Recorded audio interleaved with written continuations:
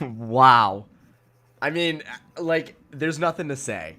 No, Bruins lose game 6, 7-5. I mean, Carl, we're going to dive right into this. I'm baffled. I you mean, know, that was as crazy a game as you could put together. But that was also as disappointing a game as you could put together for the Bruins. And I know that people are going to look back to the Brandon Carlo goal that went off the board and say that was a huge missed call. And you can debate that all you want. But there are such bigger problems. Such bigger problems. The refereeing is not in your top 5 problems right now. You have massive issues, and they were all on display when you really needed them to not be on display the most in game 6. Your thoughts? I'm physically and emotionally tired.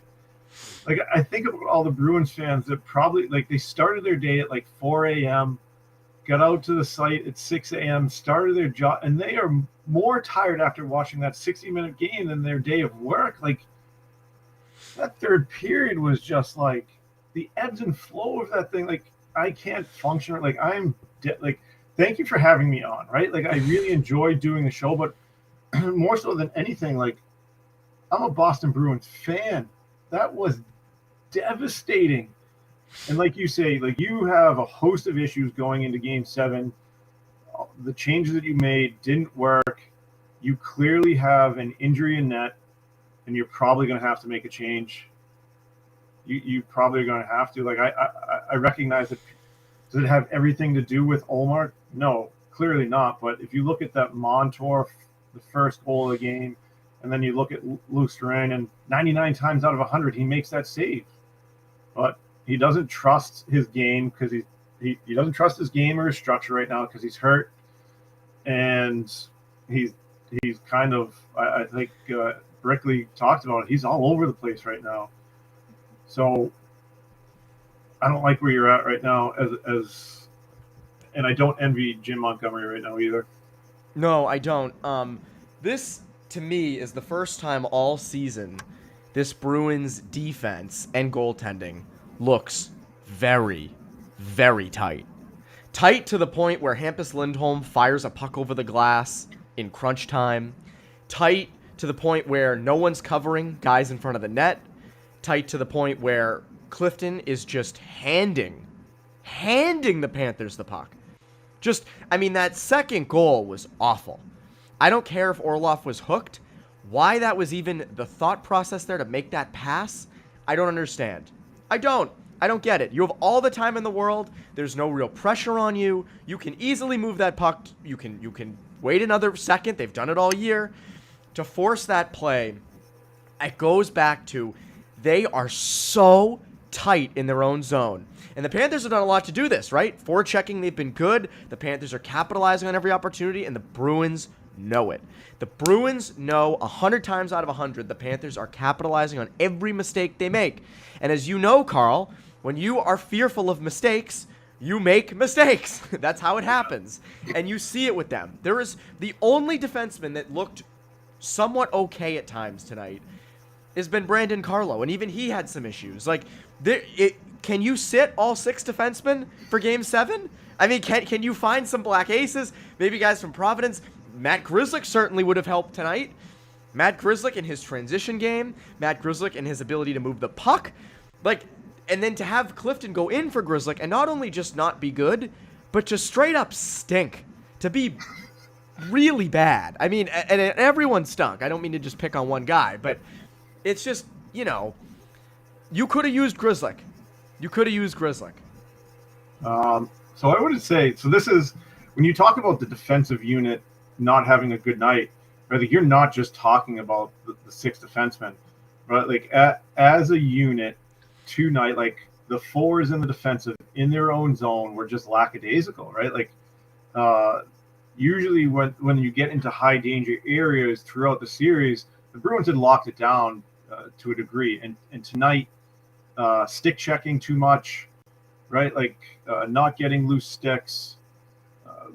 Panthers able to penetrate that into the high danger area far too much over the course of the game. And then, yeah, if you look at Clifton's turnover, it was kind of what I talked about at the Eric Stahl goal. I think that was either in game 1 or game 2 where he gets caught standing still. And if you go back and watch as that puck transitioned to Orlov, he stands at the top of the circle and just kind of watches the play, right? Like he doesn't get any momentum going in order to make that pass. So like any sport that you play, like a quarterback as position, right? Like if you can't step into your throw, it's not going to go anywhere, right? The same thing in hockey. If you're standing still, flat-footed, especially at the National Hockey League level, you're just telegraphing that pass, and it's not going to be as hard as it possibly can. So, yeah, I mean, the Panthers make a great read, and yeah, Clifton had a tough night. I do think, and this is the one thing I don't know if people realize it. Bruins starting in game 5 made a change in their approach, right? Like we had talked about over the course of the first 4 games. The Bruins want to live in transition. That means like get pucks up to the forwards quickly, create speed through the neutral zone, and then enter into the Panther zone, right? Like they've been turning the puck over far too much, right? Like so in the neutral zone, the Bruins are getting the puck, turning it over, and the Panthers can shorten that game now. Kind of flipped in game 5, and they wanted to start putting pucks deep. So Grzelcyk's ability to make the 80-foot, 100-foot pass wasn't as essential tonight. Like if that's your game plan now, like hindsight being 2020, right? Like you want him in here just for his possession of puck. But my guess is the game plan dictated a switch and Grzelcyk out. It didn't work, right? Like Clifton had 2 turnovers that led to goals. It just wasn't a good night collectively from the unit of 5 out in that night, on the ice in front of Ullmark tonight. No, and you make a good point in that it was a change in game plan that most likely resulted in that. But again, I mean, you can go back to just that's a bad change in game plan, and I think it kind of hits at a thing. You know, we talked about this after game 2, and heading into game, we texted about this before game 3 about the lineup changes. We were like, they're panicking a lot for a team that's only lost a game in this series, 1-1, and you're jumbling the lines and stuff. And games 3 and 4 worked out great. And again, I think, you know, I tweeted this out. I tweeted this out, and you see it with, you know, just to kind of go back on some of these turnovers. You have Pastrnak score a goal through his legs, and then the Panthers score. You have DeBrusk making a great play on that breakaway, and Pavel Zacha making an even better heads-up play to get it to DeBrusk. They finally make a mistake, and you capitalize on it. Bruins score, and the Panthers score right back. And I just, like, that's, like, you talk about being tired. We'll get to the game plan thing in a second. I just want to get this thought off my chest before I forget about it, before we get into many more things. But, like, you talk about the game being exhausting. That's what was exhausting. The constant, just like the roller coaster, just getting rope-a-doped back and forth. That was what was just so exhausting. And I think, like, that, and it's funny, like, this series is not because the Panthers are this superior team. This is, I think, the Bruins just making these colossal mistakes, right? Yeah, I mean, so can I push back at you a little bit? Go for it. I think when you're talking about the change in game plan and the Bruins essentially dumping and chasing was what they've done like the last half of game 5 into game 6. You need to make a change because you turn the puck over. Like, yeah, you've tried to play the way that you've played all year, which was let's get up the ice, let our skilled players make plays through the neutral zone, enter the zone. Hey, like 5 foot inside that blue line, let's make some creative plays. But you've turned it over far too much. So Montgomery's like, all right, let's shorten the game. This is my opinion. The mistake they made, and if you go back, the Bruins are only forechecking with one forward, both off the initial dump and then in the neutral zone. Like oftentimes tonight, what they did was back off, and they were fairly passive. Right? Like so, Evan and a lot of people on this watching the show right now have played hockey at some level. I don't care what level it is. right? Like, and the question I'll always ask my kids, are you a better player if you have time and space or if you're under pressure? And quite clearly, you're a better player when you have time and space. So by that, the Bruins backing off, you give the ability for players like Racco Gudas, Forsling, who's a good player in himself. But Aaron Ekblad. Aaron Ekblad, you allow them to make plays through the center of the ice, and they were gaining the red line. So the initial idea is to, by dumping and chasing, is to put those defensemen under pressure and force them to play defense for whatever 60 minutes, the 20 minutes of a period. By backing up, by only going with the 1-4 checker, you allow it to go D to D, and then you back off, and now you're capable of making plays. Anyone can make plays. Those guys, like, as much as we talk about Racco Gudas and Connor Clifton have tough nights, like, those are NHL guys. They're there for a reason. They can make the open pass. So I think the mistake that they made tonight was being a little bit passive on their forecheck, both in the offensive zone and then through the neutral zone. You gave too much time to Florida to connect on passes and then gain their offensive side of the red line that then put pressure on you. And the Bruins have showed when they're under pressure, they're turning the puck over, which is clearly the issue in this series. Yeah, it's been a lot. That was a lot of hockey talk right there. No, that was good. You have someone in the comments saying, "Carl speaking facts. Roll up on the player and pressure them." So you have the comment section on your side, which is always a good thing, especially after a night like tonight. You're right though. The forechecking element is huge. Yes, give Carl his that was good hockey talk. I liked it. That was great hockey talk. We needed that. Right. We needed a voice of reason. That's why you're here. I'm trying not to overreact. I'm trying my best not to overreact. But you're right. The issue in this series has been, as I said, the Bruins are making these colossal mistakes, as Montgomery said after Game 2. These just colossal turnovers, and it's just. It's as a coach, Carl, you must be sitting there watching going like, oh my, like there's another. Like I think what's crazy is this, there was none of this during the regular season. And again, this is not the regular season. You're playing a team 7 times in 2-week span. Like every team knows every secret about their opponent. Like it's a different ball game. It is a very different ball game. But I am just befuddled that this is hitting now. And again, I want to hit on this because this is something that everyone is commenting about, is Ullmark. And you mentioned this a little bit at the top of the show. Linus Ullmark, 6 goals, not a good game out of him. Obviously, there were some that were not his fault. There were some, that first one by Montour was tough. And it begs the question, should Jeremy Swayman go in Game 7? I don't think anyone had this on their bingo card at the start of the series and being like, the game Jeremy Swayman will get is Game 7. But you may need to do this because Ullmark looked so off. Was way out of his net on a lot of those chances. Swayman's fully healthy. Swayman's fully rested. Do you go to Swayman in Game 7? That's the big question. Yeah, I think the one thing now is clearly he's dealing with something. I think what you look at, you notice it early, Game 1 or Game 2, he rests his glove hand on his left pad.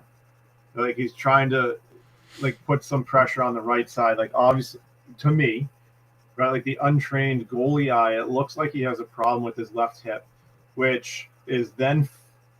And I'm going to give, if I can, Coach Mike Shortsleeve some credit. He's our goalie coach at St. Mark's. He ends up flopping around quite a bit. And I've seen people on Twitter talking about old school Tim Thomas. But I don't think he can get into his butterfly all that much. And so when he gets into the butterfly, then it forces him then to get up, out of that. And that's where he's having a lot of trouble. So you see him at times laying on the ice. So 100% clearly there's an issue. And so what he's doing is not trusting the structure. Whatever he works on with his goalie coaches, he's not using his size, not using his structure. He's retreating into his net. You look at Brandon Montour, that puck comes right through the weak side, Montour's coming down, and it's pretty clear that he's going to shoot. Like, there's not really a passing option to his left-hand side, at least on that 4-on-3. And he retreats into the back of the net. Like, usually he would get out of the top of the crease and force him to make Montour beat him with a great shot. It's not a great shot, right? Like, it's not like off the post and in that you would think of from that area. And then the same thing, is it the Delpe goal? Is that the number 5 goal, right? Like, he gets down early, puck beats him up over top. Yeah, beats him up over top. Like, he's 6'5". So I think he's injured. Is it an ideal situation for Swayman? No. Is it what you envision? No. Do you got to go with someone that's healthy? Can I say again, like, I don't envy Jim Montgomery, but I think you probably have to. Yeah, I don't. Again, at this point, it's hard to trust anything. The only thing you can trust is you got to score the first goal. That's the only thing in this series that's been consistent. If you score the first goal, you win the game, even when there's 12 goals scored, like there was on Friday. I agree. We have both been kind of Team Ullmark at times in this series, in the sense of, like, he's hurt, but you wrap this thing up and you give him some extra rest before the next series starts. But you've hit a point now where it's time to hit the panic button, baby. It is time to hit the panic button. It is DEFCON here. We're in a bad situation, and it's time to change. Which is, again, this is the thing, and this is, Carl, this is something that is going to happen a lot over the offseason. If the Bruins lose Game 7, and that would be a colossal failure in the playoffs. It would be, just what no one thought would happen, obviously. But if that is to happen, everything will be second-guessed over the course of these 7 games, and even before the last couple weeks of the regular season. And the one that I think everyone's going to go back to is, should Jeremy Swayman have gone in for a Game 4 or for Game 5, or Game 6? Like, should that have ever been done? And we've discussed that at length. But what I'm saying is, like, if this is to really go south and they lose Game 7, right? Like, if that happens, and by the way, even if they move on to the second round, even if they go to the second round, you're still going to face the same question of, do they start Swayman? Do they start Swayman? Because clearly Ullmark is dealing with something, and these are shots. Again, I understand people saying that it's about the defense in front of him. Yeah, I understand. I completely get that. It is. You never want to blame the goalie. But there were a lot of times throughout the season, the reason Ullmark was as good as he was, the numbers were as good as he was, and he most likely will win the Vezina, is because he made those saves. He bailed you out at times. He bailed them out a lot this year. And that's not happening right now. And going to Swayman, you don't want to. It's hard to be desperate, but in a Game 7, winner take all, I don't know how you. I mean, I understand the whole idea of this is our Vezina probably winning goalie. We're sticking with him, but he's clearly got something going on. Yeah. If he's 100%, and I don't think he's anywhere near that, and clearly in the playoffs throughout the league, every player is dealing with something. It's just a difficult position not to be at your best, right? And you and I both have been on Ullmark's side from day one, and clearly, right? Like, Barkov's first goal, it's just a lack of urgency on McAvoy's part to not get inside position. The first goal is clearly Connor Clifton's fault on the turnover. But in those instances, all year, right? Because the Bruins play a hot, high octane. They will turn it over quite a bit. In those instances, you need that one save, and he wasn't able to give you that to you tonight. And that's why I'm saying on his part, like, he is so good. He is probably the best goalie in the National Hockey League. He is going to win the Vezina Trophy. There's something wrong, and is that something that you want to go into Game 7 with?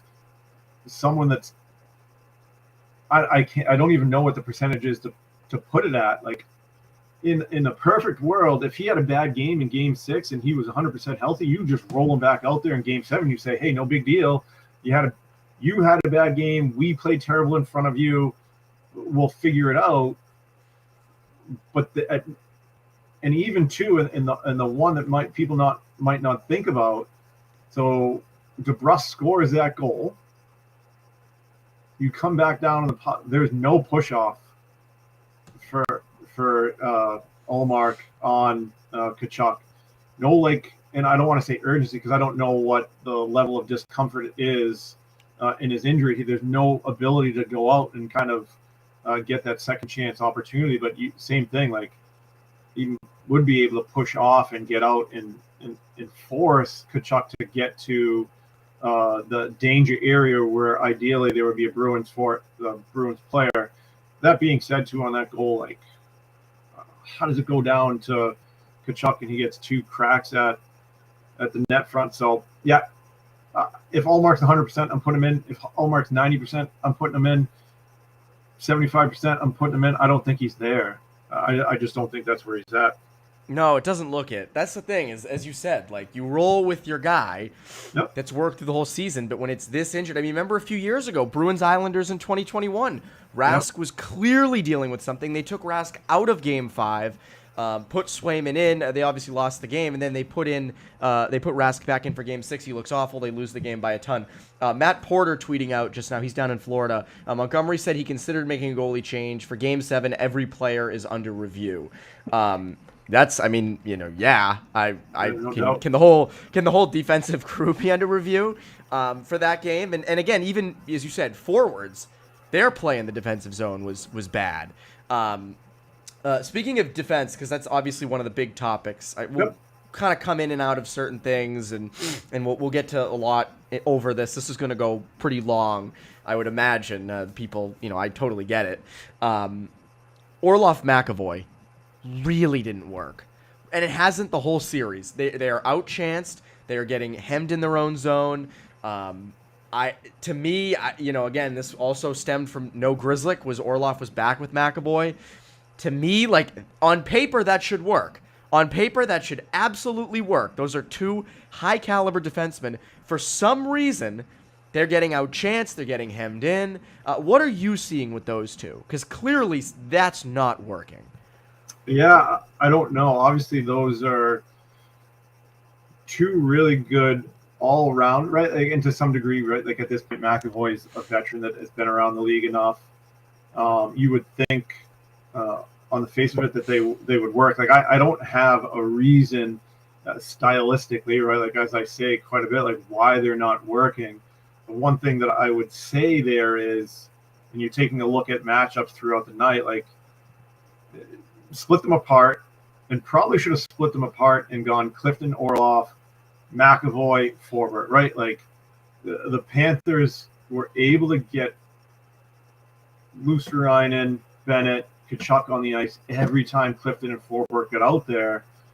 And at some point, you've got to make the decision to split them apart to get two of your better defensive players on the ice, just to kind of stem the tide. Like, they kept running around with that matchup, it's obviously a really difficult matchup. It looked like what they tried to do is, all right, we got Forbort and Clifton, and we'll match them up with Bergeron. And I think, as one of the people in the chat said, like, Bergeron was a -3. So I don't know. Yeah, I mean, I think if as Roger Archibald says, like, if you told me before the game that the Bruins were going to score 5 goals and you lost the game, like, that's unacceptable. Like, that's just, you've got to win those hockey games, especially in the playoffs. Like, you would go 4 or 5 stretches of games during the regular season and not give up 7. Like, that's really hard to do. And that is on everyone. The collective Bruin team, when you let up 7 in a playoff series, you're just not dialed in the defensive end, and you're, again, continuing to turn pucks over. And I think what is infuriating for Bruins fans is this is 2 straight games now where it's been, scoring a goal, giving up a goal, scoring a goal, giving up a goal. I mean, it's just, and the other thing is, this is something we'll hit on more in the offseason. And again, the series isn't over. There's still Game 7. Obviously, no one is high on the Bruins right now. I completely get it. I am not here to tell you to be high on them because they look terrible right now. If they do lose Game 7. Yeah. This will be another letdown in the playoffs. It'll be another postseason letdown. And this is, I think, just more excruciating for Bruins fans because you're up 3-1 in the series. You have it in complete command. You give up that awful overtime goal in Game 5. Game 6 is a complete cluster. Just defensively is awful. And it's just, Game 7 is going to be as tense as it can be in that building on Sunday. That is going to be as tense a group of people as there will be anywhere, and they should be. I don't even know what to think about them at home. I mean, at home right now they're struggling. They just struggled mightily on the road in Game 6. They seem to be panicking with the lines, with different matchups, all of those things. I know people are saying it's a historic choke. Wake up. We can say that when they lost, when they lose, if and when they lose in Game 7. We're talking Game 6 here, and we'll get to Game 7 in a bit. I just look at, again, it's hard to have any faith in them for Game 7. I mean, and, we're going in and out of certain things and topics with that stuff. The one bright spot for me from this game was David Pastrnak is back. Pastrnak scores 2 goals, scores the one through his legs. Nice one-timer on the power play. Again, it is completely overshadowed by the loss. But, as I said, the lone bright spot is you do seem to have him back, which is a good thing going into Game 7. Yeah, I think anytime someone like that scores, you get a lot of confidence, and he started to move his feet. Obviously, and I think that like you talk about silver lining being David Pastrnak, I think Tyler Bertuzzi, you're going to have to pay him, right? Like, yes, there is a chemistry between the two of those players. The ability to see the ice, big goals, compete. Like obviously, again, like some turnovers tonight, but those two players tonight, if they can come out Game 7 and continue with their energy, and I don't remember who it was in the chat, like Bruins get an opportunity to score first, the game will be different. But the big bright spots for me out of tonight were Bertuzzi and Pastrnak, and the ability, anytime you're a goal scorer and you're able to score a goal like that, there's so much confidence that you feel like you can score on any shot, and you're going to need him in Game 7. Bad. You're going to need him, both of them, heavily. I mean, Bertuzzi has been money in this series. I mean, offensively, he's had some bad T-zone turnovers. Yeah. But again, he's offensively, he has stepped up. He stepped up tonight again. Pastrnak stepped up tonight.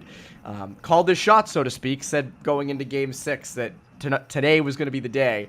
He was right in the sense that today was the day he would score a goal or more. But obviously the Bruins don't get the win. I mean, there's so much from this. And, and you hit on it, though, with the Bertuzzi stuff, having to re-sign him. I think whether or not they win this series, you need him. You need him going forward. And the other guy that returned, or that was, another storyline tonight, was David Krejci. David Krejci returned, warmed up. They said would be a game time decision. He ends up playing. Had that really awkward fall off of the boards. I don't know if you saw that. Yeah, so it looked like Garnet. Yeah, sorry, Evan. It looked like Garnet Hathaway opened the door a little bit early, and it just kind of clipped Krejci as he went by there. So not an ideal situation for whatever Krejci's been dealing with to have something like that. That's something you're just not expecting, and definitely catch you by surprise. It can certainly hurt as well. Yeah, what did you think of Krejci tonight? I mean, I like there were times he drove play in the offensive zone. I didn't, there wasn't anything that off the top of my head that was spectacular. I mean, what did you think? Yeah, I didn't catch anything where you said one way or the other in that game plan, though. So a lot of what the Bruins were trying to do, okay, you establish possession off your forecheck, and then if you watch, it's going from below the goal line to your defense tonight. And if the defense didn't have a play, they would put it back down behind the net, and you're trying to escape pressure and then come out the other side of the puck. That game plan David Krejci can be a beast, right? Like he can slow the game down. He can make a lot of offensive plays. He can possess the puck. Did I see that tonight? No. But if you're going to continue with that style of play, even though he might not be at 100%, he can still play that game. Now, if you're going to ask him to get up and go and get in transition and make 100-foot passes, he might not be able to do that with whatever injury it is. But the current game plan that they're doing suits the style of play, especially possession in the neutral zone. Possession in the offensive zone, wear down the Panthers. That's something he can do consistently.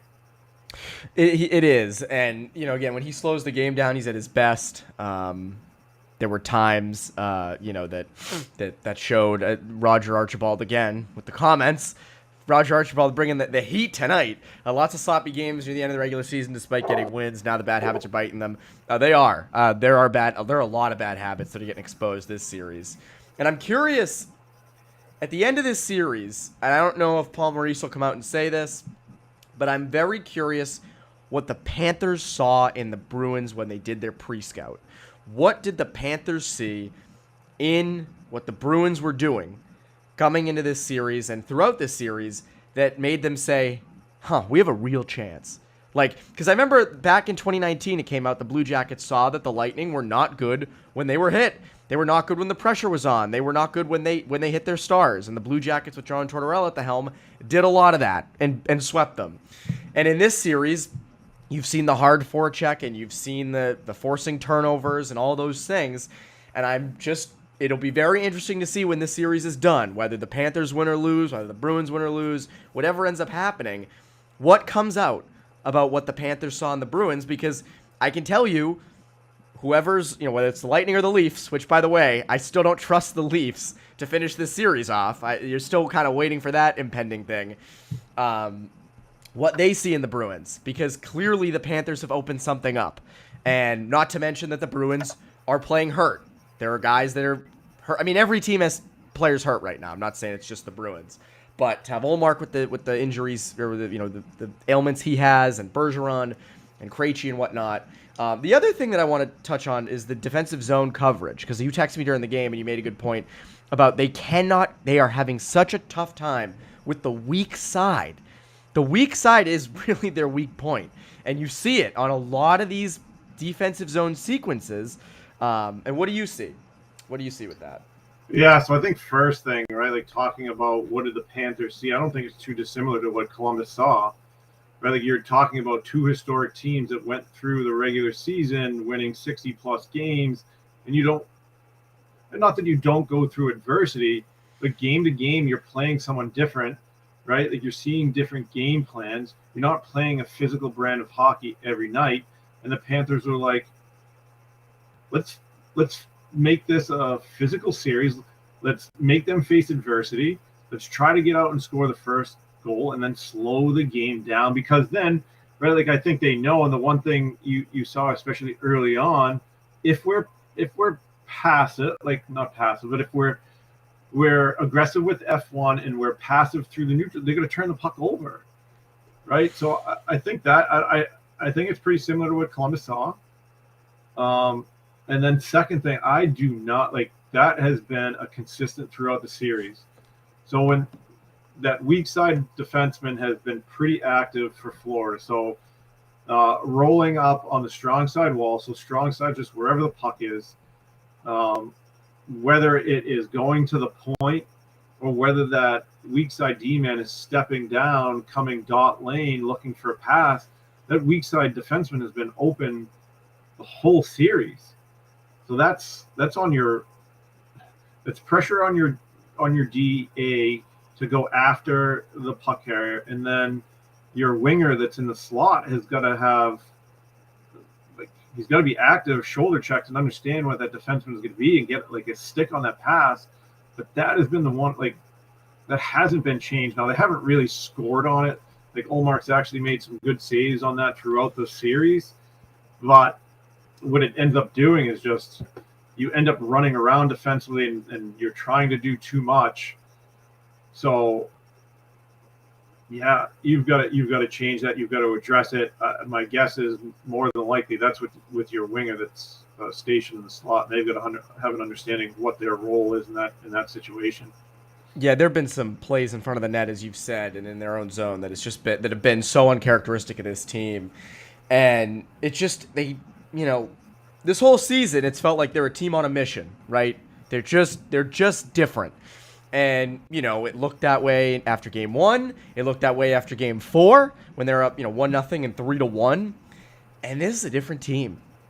This is a different team, and it's odd. It is odd, and it's coming at the worst time. Sergei Bobrovsky, because G commented Bobrovsky getting put in gave them juice. They knew soft goals were not gonna happen anymore. I didn't think Bobrovsky was anything outstanding tonight. I didn't think tonight was not the Panthers' goaltending, but I don't think it's a bad point in that Bobrovsky came in, played really well in Game 5, and the Panthers came out with confidence. Like, we forget about the first period because the second and third period were so insane, but it was all Florida for the first 5 to 10 minutes of that game. They came out with confidence, and there might be something about that whole Bobrovsky came in and gave him a little bit of confidence. Yeah, and it makes you think in maybe all but one of the games, the Bruins have been absolutely dominated from the get-go, right? Like, you're looking at Game 5, they don't have a shot for 10 minutes. Game 1, the Panthers set the tone that they were going to be physical. Like, that's a veteran group in that room, and they've got to find a way to come out and be aggressive like they were in Game 3 down in Florida, I think. Right, like Game 3, maybe that they kind of set the tone and were dominant for stretches of that first period. But other than that, they've been dominated for the first 10 minutes of the game, and that's an adjustment today to make. And that there's nothing that I don't think there's something Montgomery can do, right? Like, you've X's and O's doesn't really apply to that. Yeah, I mean, fire them up, right? Like, they're professional hockey players that get paid in they've dreamed about winning the Stanley Cup their whole life. So to say fire them up, like, I don't think that's the case. I do think they're a veteran group that knows exactly what they want to get out of it. I think sometimes too, right, like, they can fall back on, like, we're so good, we can withstand Florida's charge, and we have enough talent to kind of come back. But I think in Game 7, they're going to have to be a little bit more aggressive. And I think what you're speaking of, for this reason, like, get that crowd into it early. And if you can get them on your side, like, the fans will be uptight, not necessarily because of history as a Game 7 and Game 7 in of itself, but because you've had this historic season, and Bruins fans don't want to see that end in a first round Game 7 exit against what is an 8 seed in the East, right? Like, so I talked so long I don't even remember what your second question was, Ev. No, it was such a long game. You mentioned the crowd, and the crowd's gonna be interesting on Sunday, because that crowd, the minute that first turnover hits, or if the Panthers score first, that crowd will boo like crazy. They will boo. They will absolutely boo. And which, again, I'm not saying that, Bruins fans are passionate. They pay a lot of money. A ticket for Game 7. I have a friend, by the way, Carl, who after Game 2 said, I'm going to buy a Game 7 ticket for the hell of it. It was like $40. So he just did. He bought a ticket, or 2 tickets for $40 each for Game 7, because no one ever thought they would get, it would get to Game 7. He's going to go to Game 7 for $40, which is cheaper than like any regular season game that there was, even the preseason, really. But they looked so uptight, the Bruins did in Game 6, especially on D, moving the puck, afraid to make mistakes, gripping their sticks too tight, all those things. I don't know how that goes away for Game 7. You need to reset. As Linus Olmark said, you have to have the mind of a goldfish and forget all of it. But that's hard to do. That's really hard to do. And I don't know what's going to change that. I mean, you just have to come up. I mean, to me, the Panthers have the the Panthers are in the best spot. Obviously, they had nothing to lose after Game 4. They've had nothing to lose this whole series, so they can play sort of free and aggressive and all those things. The Bruins, though, I mean, in Game 7, I don't know how you flip that switch of, you know what, we're gonna start to play our game again and not be so uptight. Like, I don't know how that changes. So I think the Panthers are in a good spot because win or lose, right? Like the national media or the hockey media will say, "What a great series." Young team, young team kind of on the rise. Like you said the other day, like such potential at the forward position to have sustained success. They've got their playoff legs underneath them, even though they've lost in the last couple of years with adding Tkachuk. The Bruins, on the other hand, like win or lose, there's going to be some question marks about them, and that's a tough spot to be in when you've had as much success as you've had throughout the year. So you're going to need that crowd on your side early to play with their emotions like running through you, right? Like, it's going to be an interesting game on Sunday. And I know what my point was, because we were talking about Ullmark, Bobrovsky, like getting that additional push from adding him into the game, like into the series. Do I think he's played great? No.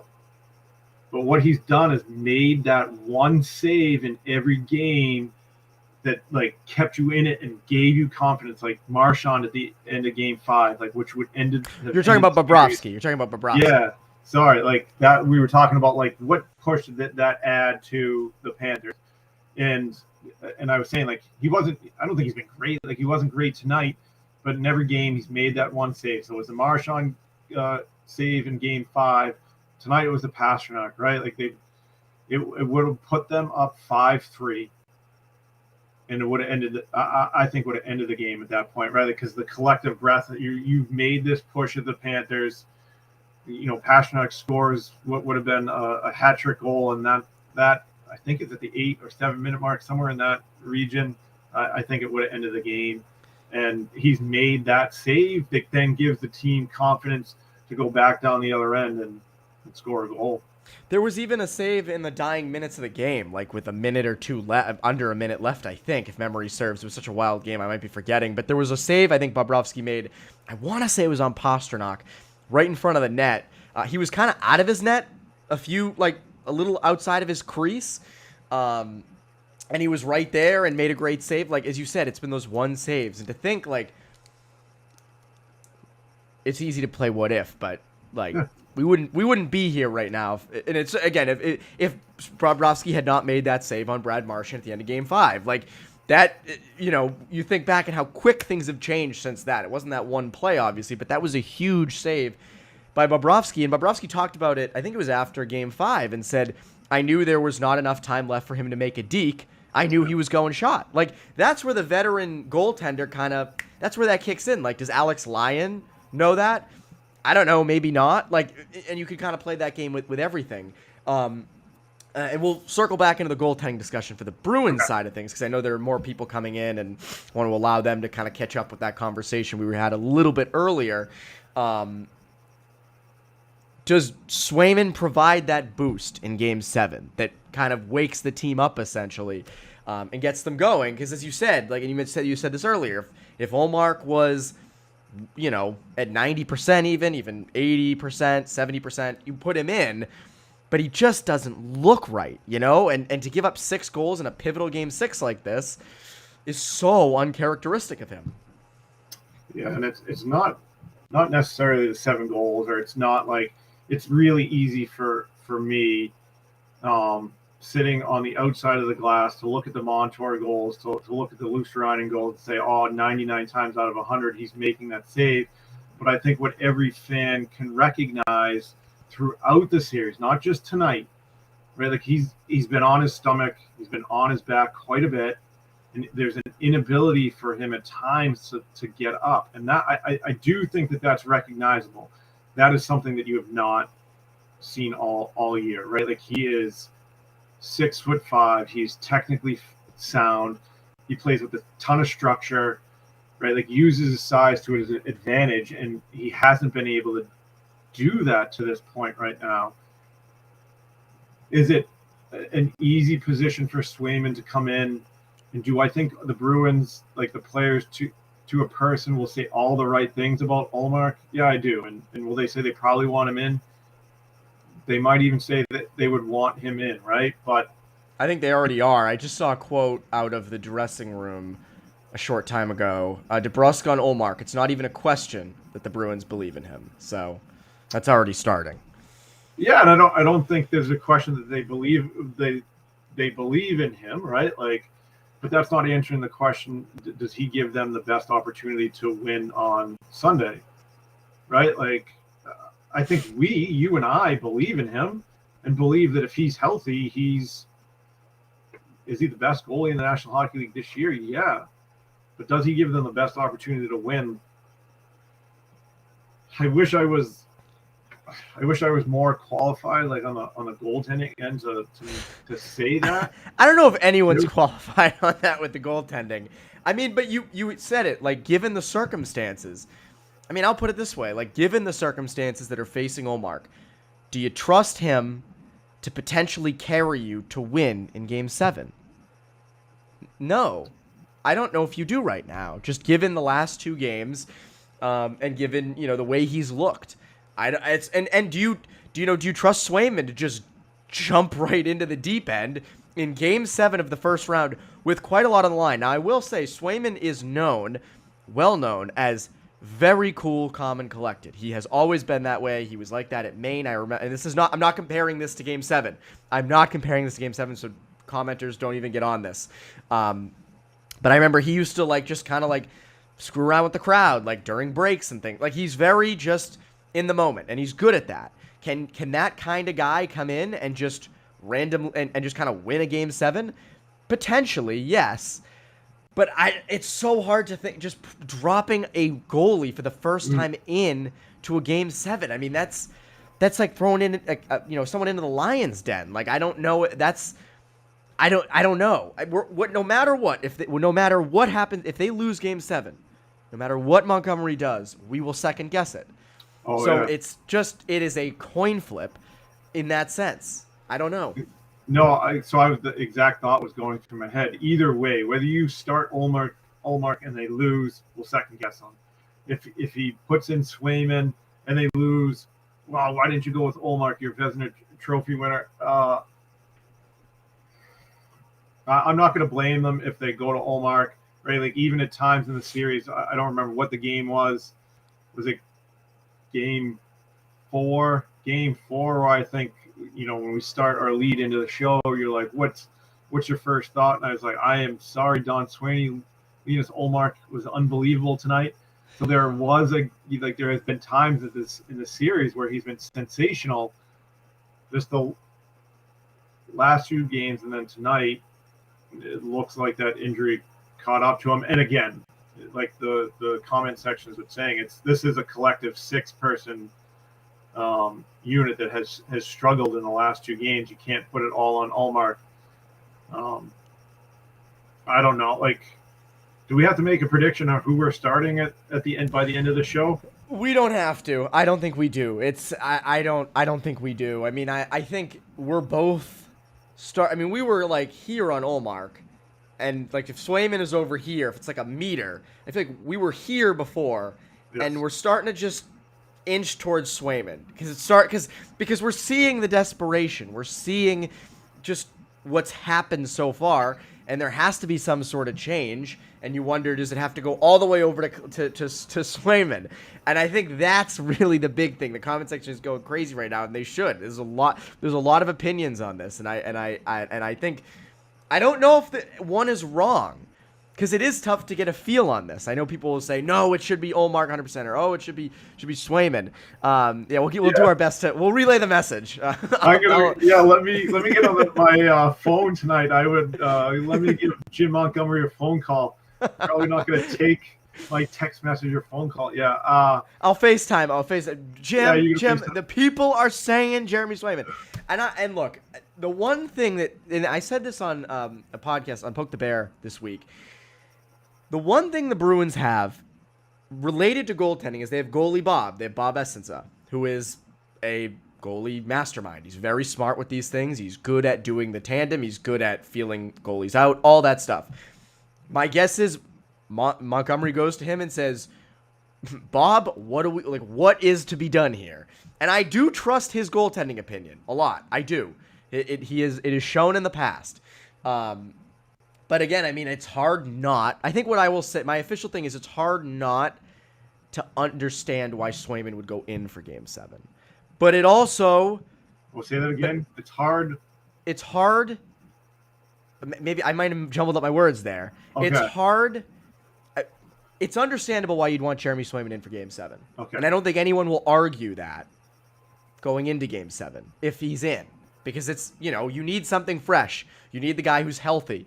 And so I think that's where I stand. I get that if he starts in Game 7. I won't be, like, oh, what, no Ullmark? I mean, I think it makes sense if that's to happen. But this team, I mean, they've rode with Ullmark for these games. I mean, there have been games in here we talked about, Carl, where they could have gone to Swayman just to give Ullmark a night off, and they didn't. Do you think Montgomery would go to Swayman? Because there are a lot of people in the chat saying there's no way that Montgomery would do that. What do you think? I think you have to make...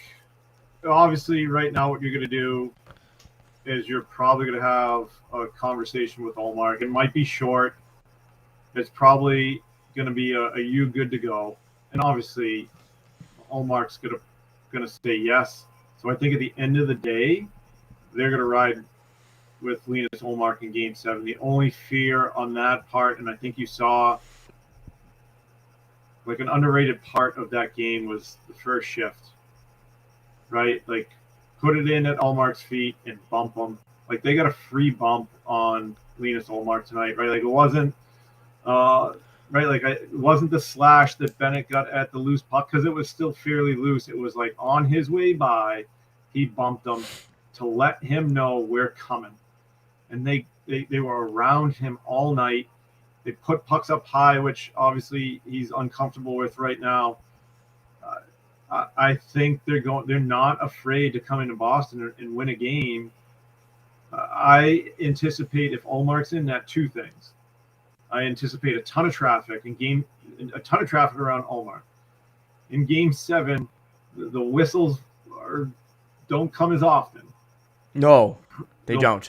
There'll probably be a ton of scrums in front of Ullmark as well. So those two things, and then the third thing, and you kind of saw it when it got to 5-5, it was you shoot from everywhere. Right? Like, we're not going to look for the perfect play. We're not going to look to pass across Royal Road and increase our percentages of scoring. We are putting everything at you, Linus Ullmark, and we're going to force you to beat us. Because the one thing above all, like, you can talk about the bad goals or whatever. The one thing that stood out tonight was the inability to control rebounds, and not on difficult shots. Right? Like, there was one, I think, and even Brick mentioned it. There was a shot in the second period that he was able to, like, every game, 100% of the time, he would catch it, hold it. He wasn't able to secure it. It led to sustained pressure, and Brick's like, you've got to swallow that puck. And I think that was the thing, especially through the second period, the inability to control those rebounds. And if you're not going to be able to do that in Game 7, you're going to see a lot of what you saw in. You're going to see a lot of what you saw in Game 1. That is a lot of low to high. That is a lot of shots at net, and there's a ton of traffic, and he's going to get beat up quite a bit. Yeah, the high danger analytics are going to kind of go out the window. Yeah, I feel like in that game. Yeah, moniker. I'm saying Linus Ullmark's going. That's that. If YouTube is requiring a starting goaltender prediction, I'm going Linus Ullmark. Just like. Carl. It's on. When you first agree with your YouTube account to the terms and conditions of YouTube, it's on like page 59 of like 1,000 that they require a starting goaltender position. I must have missed that, but I'm getting word that must be the case. If you're gonna hold me to a prediction, The way Montgomery has trusted his guys this year, the way that even though in this series he's jumbled the lines a lot and moved guys in and out, I know he said every player's under review. I have a tough time thinking he's going to switch to Swayman. I have a weird feeling he's going to say, we're riding with Ullmark, and that's what it's going to be. Yeah. Which is fair, but also Ullmark is clearly not right. And that's where I would probably disagree with that. So if I had to make a prediction for Game 7, like who's going to go in, based off of how Montgomery's been this year, I'm kind of trying to play, getting inside the mind of Jim Montgomery. I would guess Ullmark. That's what I would guess. Yeah. Now, they've also been tandem. They interchanged them all season, but the way that he's been this series with the goaltending, it wouldn't shock me. Now, the fact that he said after the game that he considered a goalie switch, in the game, maybe tells you that maybe he does something different, which I think it would be better for him to go to Swayman. You'd have maybe a better chance. Because as you said, Ullmark's in net. Tkachuk is going to be skating right up in his grill. Sam Bennett. You hit on it perfectly. That first shift. Or, credit to Orlov for going after Bennett on that play. Like, that's the right move. But you got a chance to take a brush at Ullmark, and he did. One thing I want to talk about that we have not hit on yet, and I mentioned this at the start of the show, and I said this is not... I don't want this to be like about the officials. I don't want to say I don't want anyone saying they lost because the goal got taken off the board. And yeah, obviously like it would have been a tie game, I guess, if that happened, and maybe different things happened throughout the game if that goal counts. But there were bigger problems I wanted to get to, and we've gotten to them. So let's talk about that little hand pass. My initial take on it is, it hit his finger. It did. It looked to me like he was trying to put his hand back on his hockey stick. That's what it looked like, and it just happened to graze the puck. Now, do you consider that a hand pass or not? That's a tough one to do. I understand from the league's perspective of like his finger hit it and Bergeron picked the puck up. I understand that element of it, but that's a tough one to take off the board. I have a tough one with that. But what do you think? Yeah. I guess the same as the YouTube terms of agreement. I have not dove into the NHL rulebook. Like, I sent you a text right as that happened. Like, is that technically a hand pass by the NHL rules? Like, it just touches your glove and that automatically closes the play down, or do you actually have to make a forward motion with your hands? Like, I clearly don't know those rules. Carl, you know what it's like?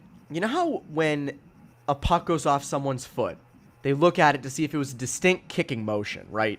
And it's judged. So if you deflect a puck off your foot and it goes in the net, it's typically fine. If you kick it, it's not. It's not a goal. They take it off the board. But it's reviewed. They look at it and say, all right, what was the intent there? Were they just stopping, or were they trying to kick the puck in?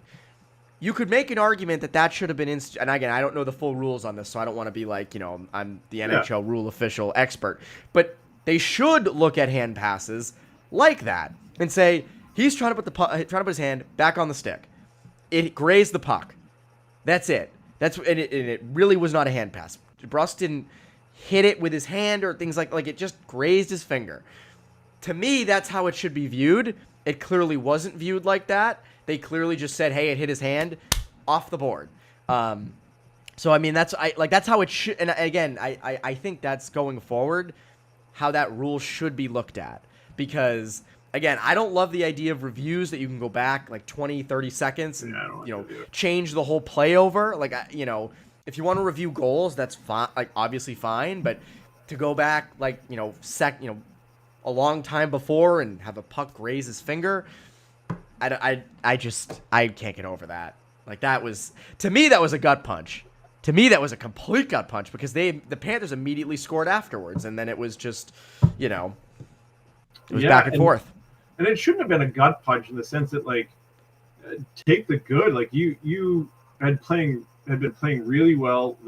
That goal in and of itself, like the Carlo goal, was your game plan working to a T, right? Like, that's a second effort from Bergeron. It's out the other side, out the weak side, low to high and get traffic in front of the net, and you were successful. What you allowed to creep in there, and it's hard to say, right? Like creep in, like complacency, right? Like you look at the ability of Barkov to get to the net with 2 or 3 guys around the puck. Like you clearly, and like as a 6-man unit, you clearly weren't engaged defensively tonight.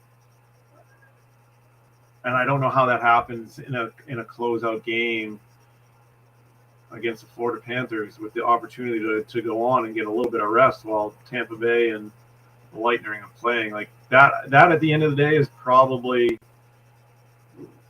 that's why you lost. Like you had no defensive urgency tonight. No, and I don't think the reason they lost is not because Carlo's goal was taken off the board. The reason they lost, as you said, was just awful defense, awful, and bad transition play, and I mean, it's incredible, and it goes back to the comment earlier. If you were told before the game they'd scored 5 goals, you'd be like, oh, easy win. It's like a 5-2 win. I mean, that's exactly. like, obviously, and also like give credit to Florida. Florida has capitalized on every mistake. They have clearly found issues with the Bruins and exploited them. They have done the right things to win, to put themselves in position to win this series. Like they, again, like they have been an incredibly difficult opponent to play. And I still hold by the fact that, the Bruins are the reason this series is going to Game 7. But the Panthers have to capitalize on these mistakes, and they have. They've done it. Yeah, they've done it completely. What I would say, make it out of Game 7. If you make it out of Game 7, you have the Florida Panthers have provided for the rest of the league a blueprint to beat the Bruins. And I'm not saying, like, obviously the Panthers can clearly beat the Bruins in Game 7. If you get out of it, the road to the Stanley Cup has become that much more difficult because people know how to beat you. And they have 7 games of film to watch and to see and to break it down. And obviously everyone's coming for the Bruins, which is done. And again, I hate the move to take Grzelcyk out. I didn't understand it. It clearly didn't pay off. I know you mentioned there being maybe a shift in game plan, but there's a comment about Grzelcyk coming out. Yeah, wrong move. I mean, that was, I don't think there's a doubt in my mind we'll see Grzelcyk back in Game 7. They need him. The other thing, I will say this, though. So I remember back in 2013 when the Bruins had that historic comeback in Game 7. They were down 4-1. People also forget the Bruins were down 3-1 in that series to the Maple Leafs in 2013. They came, they lost Game 5, they lost Game 6, they came very close to losing Game 7, and then they came back and won. And then they went on they steamrolled the Rangers, steamrolled the Penguins. So it's not out of the realm of possibility that if the Bruins get past this series, they'll be all right. I think the one thing that you mentioned that's the most interesting is that 2013 Bruins team was good. They were playoff good, but they were not if memory serves, they were not this, wagon that this Bruins team is. So there was stuff out on how to beat that Bruins team. This, to me, feels like, as you said, kind of exposing them in certain areas. But no, if they get past this series, I don't think it's over. Like, the next team's going to kill them. They have to clean up a lot of things. And they did it in Game 3, in most of Game 3 and 4. That's what I think is infuriating to people, is like they did clean up a lot of those things. And it's going to come down to, can they play looser and clean it up in Game 7? Different lineup. Big different lineup. What are the changes you would make? What are the changes you would make? Some of them, off the top of your head. Oh, man. Now you're asking me as a coach, like if... Yep, Coach Carl. Am I Jim Montgomery right now? You're Jim Montgomery. You're Carl Montgomery. Yes, you're him. Yeah, yes. Carl Montgomery. I don't think outside of Grzelcyk, right? Like, which I think we were comfortable going with him in games whatever 3 through 5, excuse me. Comfortable with him going in. I'm going with the lineup that got me here all year. Right, like, so if you're asking me, am I taking out Krejci? No, I'm not. Am I inserting Trent Frederick back in the lineup, that's probably the one change you make. And who comes out at that point? Like I don't know, right? Like if I have coached this group for 82 games and into 7 games in the playoffs, I'm going with the lineup that got me there, and I can't even say, because I know that Linus Hallmark, I know that those captains are going to say go with him. That's how they are. So I think your change is probably Grzelcyk and Frederick, and I don't know.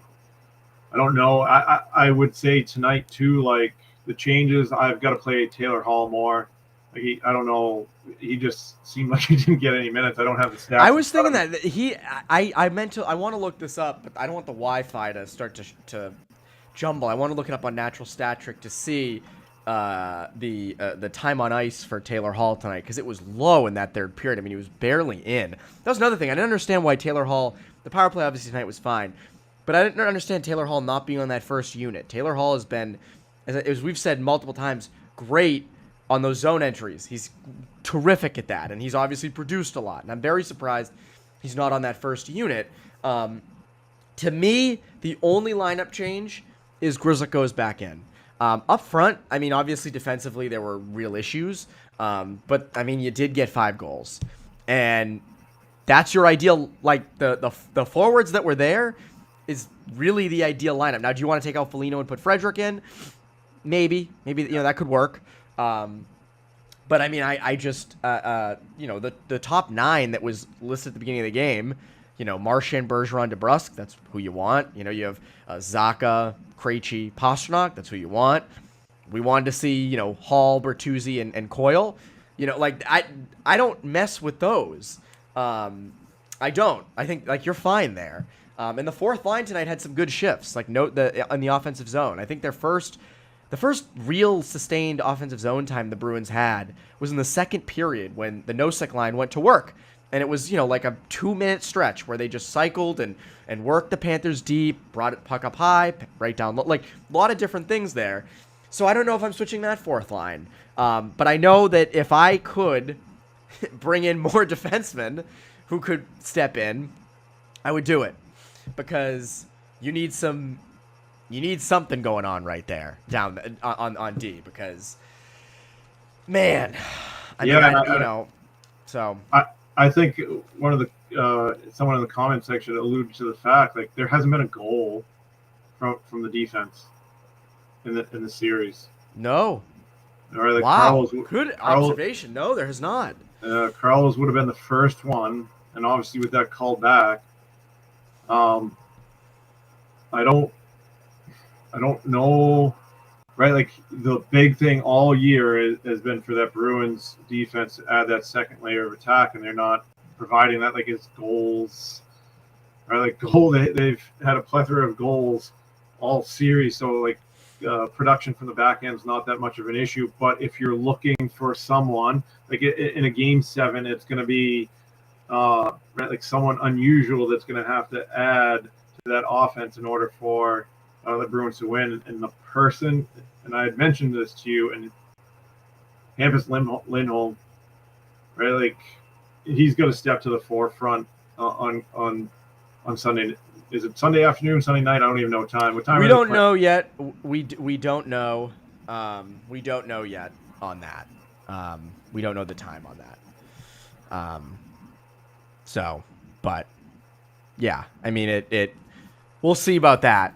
But you're right. I mean, Lindholm has been tough with offense. Offensively, the stuff has not been there.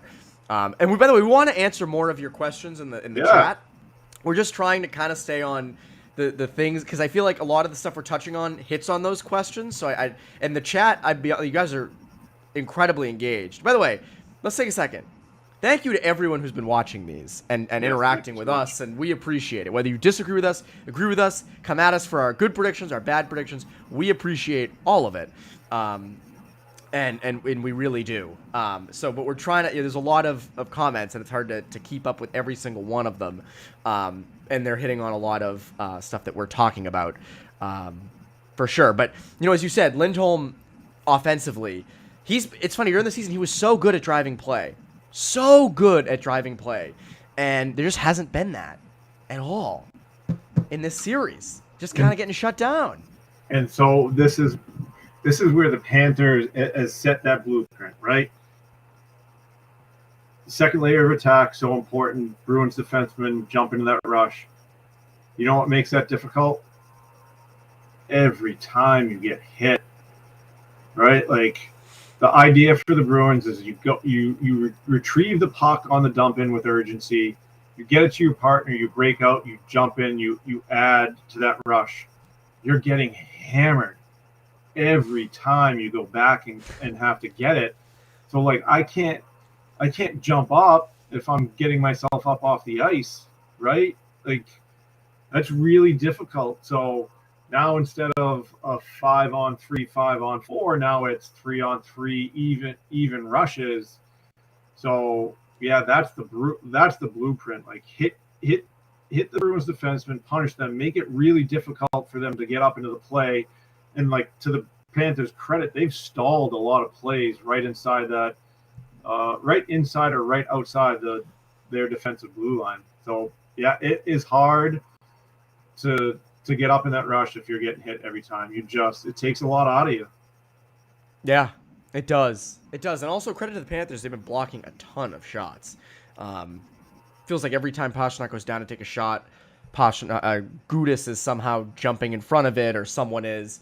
And a lot of shots have been blocked from the point. Orlov has been trying to get those shots through. He's been failing to do so. I know we touched on him earlier in the show. Orlov and McAvoy have not been working well together. And also, when you're chasing the game, when you're chasing the score, Grzelcyk in transition is a good thing to have out there. And you didn't have that tonight, which was a huge advantage for Florida. So a lot of shots get blocked when you're stationary, right? Like, I think what you recognized, and right, like, I get that the regular season is a lot different. That doesn't change what you're trying to do in the offensive zone. So, like, go D to D, and you, like, the D get active for the Bruins. They'll, like, drive down the wall. They play low. They'll exchange. You haven't seen a lot of that. So I know, at least with Orlov, a couple times it goes D to D, and he can't, like, there's no jump.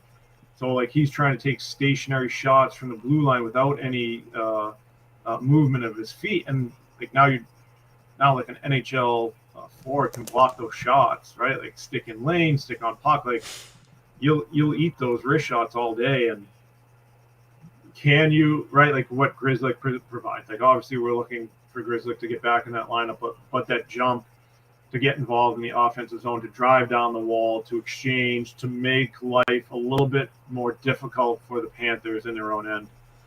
Yeah. Yeah, and there's been lots of times this year that the Bruins have been good at, that, like, 5 forwards on the ice, basically, in a sense, in the offensive zone, and you've not really seen any of that from their D this year. I want to highlight, there was a comment recently from someone, and they said it's low now, and I can't find it, but they basically said, should the perfection line, Impossible Pie said, should the perfection line be back for Game 7? Now, I don't love the name perfection line. I've never been a fan of the name perfection line. But Marchand, Bergeron, Pastrnak, I actually do think at times in Game 7, if not for the whole game, you put them out there. Not only, and this is different from years past, you have the depth to expect scoring from whoever's on line 2 and line 3, because you have that depth. But, yeah, you need to win. You need to win Sunday. You need to win Sunday. And it feels like it's an easy decision, potentially, to put those 3 together for most, if not all, of Sunday's game. Yeah, so I wouldn't do it all the time. Where I would do it is off of icings, right? Yes. Like, where you have the matchup win for sure, right? Like, the other team, anytime they ice the puck, those group of 5 players have got to stay on the ice. So if you get a matchup that you really like, I would put Pastrnak off a stationary face-off. Like, I think there's a big advantage there. Would I do it all game? I probably wouldn't do it all game, because I do, right? Like, in theory, the Bruins do have more depth, and you're trying to create create better matchups. The only difference now is you got to get someone to win their matchup. Like the Bennett line with Kachuk and Lucerana, they're winning. They're winning those matchups. Yeah. And you just got to make sure that whatever your top pair is, whoever you deem that to be on Sunday night, they are matched up with that Bennett line. And yeah, I would do it at times if you're down a goal at the end of a period, like first, second, and you want to put them out there. You know, ideally I'm putting them together when there's a matchup benefit for the Bruins, but I'm not doing it all game. No, and I agree with you. I think ultimately it comes down to, you know, and that's the one thing the Bruins do have going into games. You have the last, you have the ability to match them. You get the favorable matchups. Like, that is a good thing going into this game. If there are any things that are positives, you do at least have that, which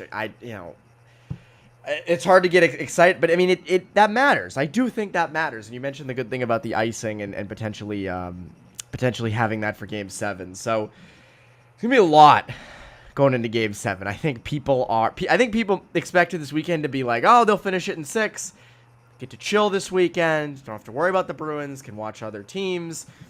Not the case. Not the case. It's a stressful time. This is maybe of all the years, maybe the most tense Game 7. I don't want to be too caught in the moment, but I remember last year, Bruins Hurricanes. I mean, the Hurricanes were the better team. They were going to Carolina for Game 7. The only thing at that time was, is it Bergeron's last year that kind of was on people's minds. But, you know, I mean, it was, you know, the home team won every game of that series. It was not as, you know, intense as this. This is the best regular season team ever. Oh, Game 7 of Cup. Wait a minute. I'm sorry. Never mind. You're right, Airhead. I'm being an Airhead because the 2019 Cup Final, Game 7 was a little different, and I agree with you on that. I'm talking maybe non-Stanley Cup Final, Game 7, at least in recent memory. You could make an argument for this one because this one's big. This one's really big. I was stressed and anxious tonight. Oh, so was I. Just sitting there watching just the back and forth. Yes, I agree. So I don't know what I'll be like. Again, like, I am a huge Boston Bruins fan. Like, it's all I've ever watched. So you were in the organization. Your guys. Yeah, I mean, I was in there for like 10 minutes. Yes, I strolled through the locker room a couple times. Providence Bruins too, though. Providence Bruins. Oh yeah, I mean, I was up for 2 or 3 months, which was exciting, right? Like, it was exciting, but I mean, more than most can say. Yeah, right. But I mean, the Game 7 on Sunday, I don't know, and I think it's the stress of the whole season in the sense that, like, you've had such wild regular season success. Don Sweeney's done a great job of creating so much depth. This team is built to win the Stanley Cup. You don't want to see it letting up a 3-1 lead, losing Game 7 on your home ice like that. You know, that would be hard for catastrophic. Catastrophic. I don't want to get too ahead of myself with that stuff. But yeah, I mean, that would be a catastrophic collapse, and a lot of second guessing, which would be what would take up the next couple months of, you know, my time and a lot of people's time is second guessing stuff. By the way, Jack Edwards must be pissed was one of the comments that we just got from TML. You listened to Nesson tonight, right, Carl? I did listen. You had Nesson on? Yeah. Jack was on another level. Jack was vintage Jack tonight. Had that call on the Jake DeBrusk shorthanded goal where I thought he was going to pass out. There were a ton of calls tonight, yelling at Brandon Montour with the smile, take it to, I forget what he said, take it to the box, and saying the refs that they failed junior high school geometry they called an icing. Vintage Jack Edwards tonight. Should be an interesting Jack Edwards in Game 7 on Sunday. But yeah, I mean, it was. I think we've covered everything. Is there anything left that we haven't that you feel are overarching thoughts? People in the live chat, is there anything we have not gotten to that has been big that we've missed? I feel like we've hit everything. right? Is there any other left over? I mean, we've hit the defense, offense, Grizzlick and stuff. We've hit the goaltending a lot. I mean, is there anything that we're missing? I don't think. I think we've got everything in that sense. The one thing I will tell our listeners and our viewers go do is go check out and support us if you like the show and want to support us. FanDuel.com. They're a good exclusive wagering partner. Make Sunday more interesting. FanDuel.com/Boston. $200 in bonus bets when you place your first $5 bet. Definitely go check that out. Go do it. It supports us. I don't know how long this is going to be left up there to bet $5 and get $200 in bonus bets guaranteed. So make sure to go do that. FanDuel.com/Boston. But yeah, I mean, Carl, do we want to do predictions for Game 7? Do we want to do it? Well, I think by YouTube standards, we have to. I think we have to. We have to do predictions. Yeah, and I'm going to say you have to go first. I was going to say, I will take the bullet for you. Yeah. I will go first. Good. I will go first. All season, I initially predicted Bruins in 5 for this series. A lot of people did too, so I'm not alone in this. So you don't get to come at me. We all got our predictions wrong. I know everyone's doom and gloom right now. There's not a lot to be happy about. They looked awful in games 5 and 6. I have a tough time, though, thinking this ends in the first round. I still do. You guys can get on me about it. You guys can say that I am a homer, and I completely understand it. If they blow it in Game 7, I will be the first to call them out, just like we called them out tonight for Game 6. But I have a tough time thinking Brian Mango says Bruins lose 10-8. The hospitals would be overflowed with people that need to be revived after a Bruins 10-8 loss. Never even a win too. I mean, geez. I think the Bruins win. I do. Home ice, Game 7. I don't see it ending like this. I don't. You see it. A lot of teams, when they go on to win the Cup, they go through some stuff during the playoffs. They're clearly going through it now. My prediction is I'm going to stick with the Bruins on this. I think they win in Game 7. I do. What do you think, Carl? Okay. Since I put my son Colton to bed in his Boston Bruins pajamas, and because he wakes up and he trades off between his Bergeron, Marchand, and Pasternak jerseys that he plays floor hockey in, I'm going to say, this might surprise everyone, I'm going to say the Boston Bruins win a nail-biting 4-3 game that comes down to a last-minute stand in their own end. It's going to be a big Ullmark head save. He's making head save this series. He's going to have to make a Marc-Andre Fleury dive against the Detroit Red Wings to seal that Stanley Cup there. He's going to make one of those type of saves.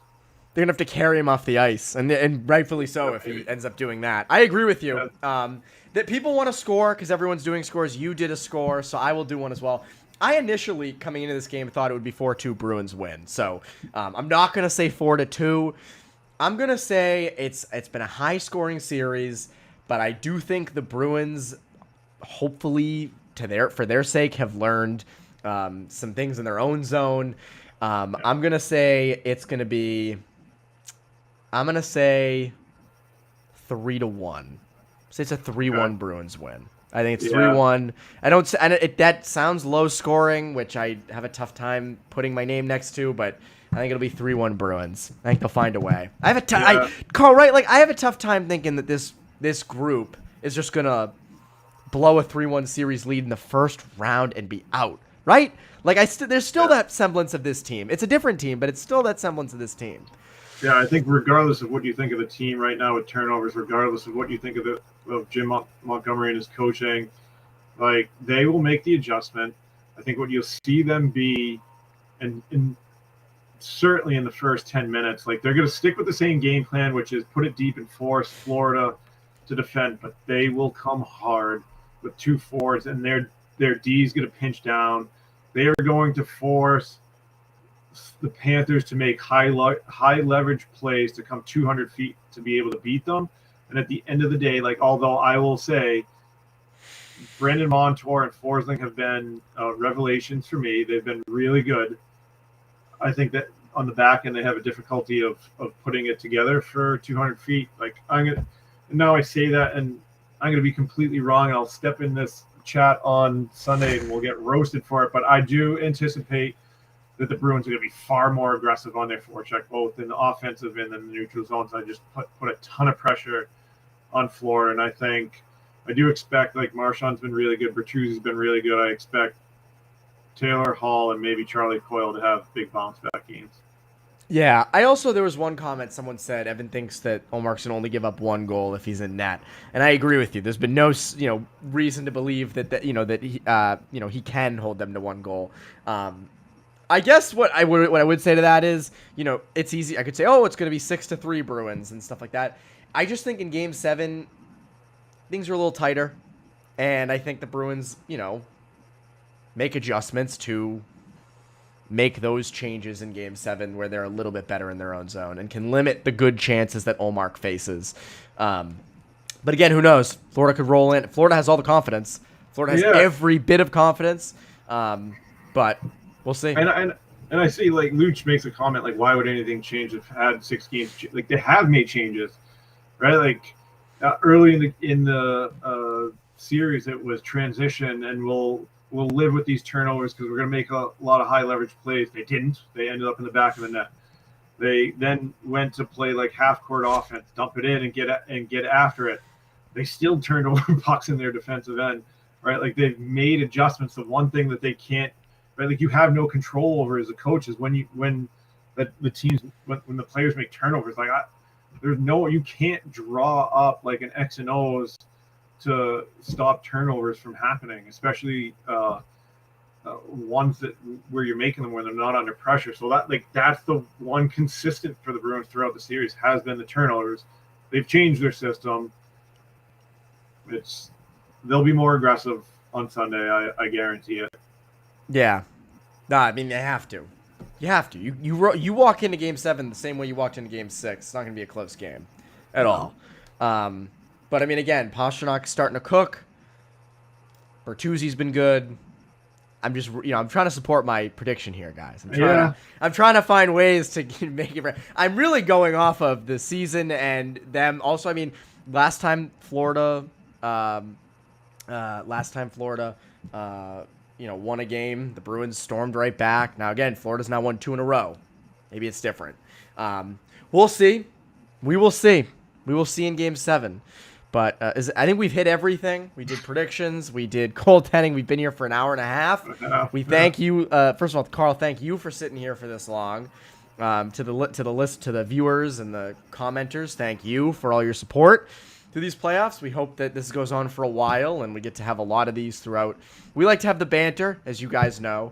But we'll see. Bruins lose Game 6, though. 7-5, one of the craziest playoff games I've ever seen, I think. I mean, just incredible, wild game. But yeah, 7-5. So that's it. Bruins lose Game 6. Game 7 Sunday. We'll see what time it is. That's Carl Corzini. I'm Evan Marinovsky. You listeners, viewers, Bruins fans, Panther fans, get some sleep tonight, sleep tomorrow, so you can be geared up